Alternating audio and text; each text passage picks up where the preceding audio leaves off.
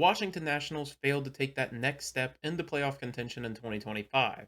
However, the pieces are in place that, with an excellent offseason, this team could surprise everyone in 2026. Hello, my name is Avery Taylor, and yes, this is how well a one size fit all hat fits my head. In all seriousness, welcome to Rebuild October, a series where we rebuild a new team every day across the month of October. So, whether you're looking for your favorite team or just generally curious about how every team should approach the offseason, this is the series for you. And let's go ahead and dive into the nation's capital. As you can see from the war by positions, the Nationals certainly have their strengths and weaknesses. Wood and Abrams form an excellent tandem, but the rest of the roster has yet to pull its weight. The pitching staff needs an overhaul, and the hitters could use some veterans where the youngsters are falling short. Before we can talk about who the team will be adding, we have to talk about who the team will be losing in free agency. As it stands, the Nationals are set to lose Josh Bell, Paul DeYoung, and Derek Law into free agency, all of which bring value to the table but are replaceable. For the Nationals, Law would be the most enticing player to bring back, but considering he won't be healthy again until the second half of the year, it's not a risk worth taking. As for prospects the team could look into for 2026, Arlene Susano was one of the hottest names in the prospect world. His four-seamer touches 102, and his slider can wipe anyone off the map, but the walks are a bit of a problem. If he were a reliever, he could easily start the year in the major leagues and let that stuff eat.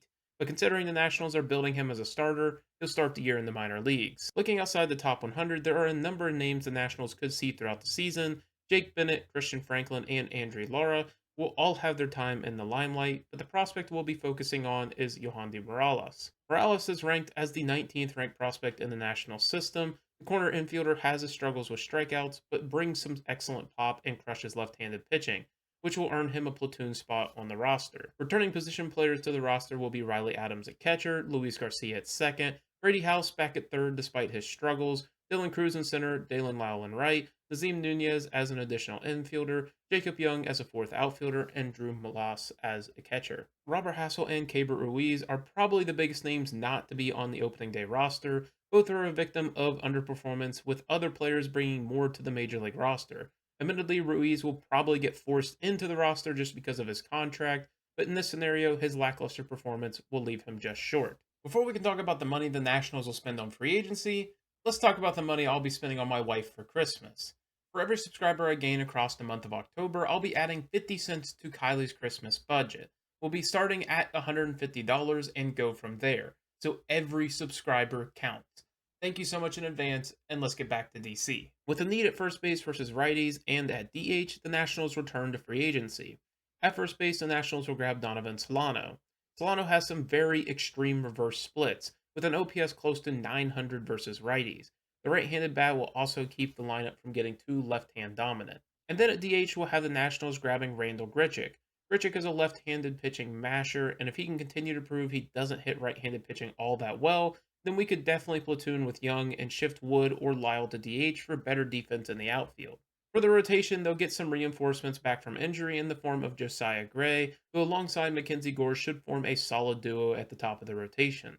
Joining them will be promising young talents Cade Cavalli and Andrew Alvarez. For the fifth spot in the rotation, the Nationals will look into free agency and grab a high upside player. That player is going to be Dustin May, coming off a rough season with the Boston Red Sox. The hope for May comes in that he will be 2 years removed from his lost 2024 season.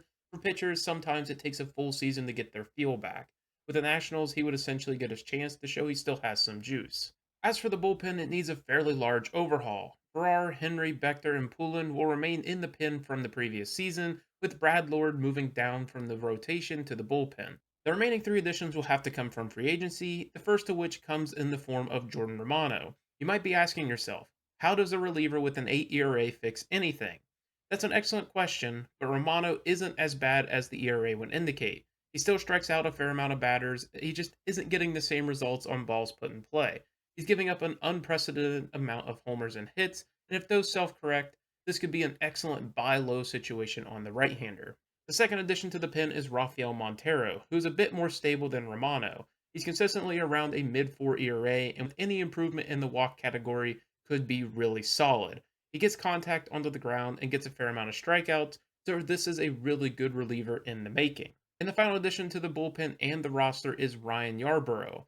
This rotation is a combination of young pitchers and players coming off injury, so it is necessary to have a quality long reliever, and Yarborough fits that role nicely. And that's going to do it for the rebuild. This team still has a lot of growth to make noise in the National League East, but they have the talent and pieces to do so. They just need these former top prospects to really hit their stride and the organization to come along with the right set of complementary pieces. Hello, post editing me here with the day 3 update on the subscriber count. We started the month at 2,360. Yesterday, that number grew to 2,364, and today it is up to 2,368. Again, to some people, a gain of 4 subscribers a day doesn't seem like a whole lot, but to me, that's 4 people and another 4 yesterday that decided to join this community, decided to click subscribe, maybe for my wife, maybe for me, I don't know, but you decided to join the community, and that's really all I could ask for. I thank you guys so much for watching these videos day in, day out. I know there's a good few of you that watch these videos every single day, and I appreciate the heck out of you guys so much. So please continue to show up. Thank you guys for the support, and I hope you guys have a wonderful day.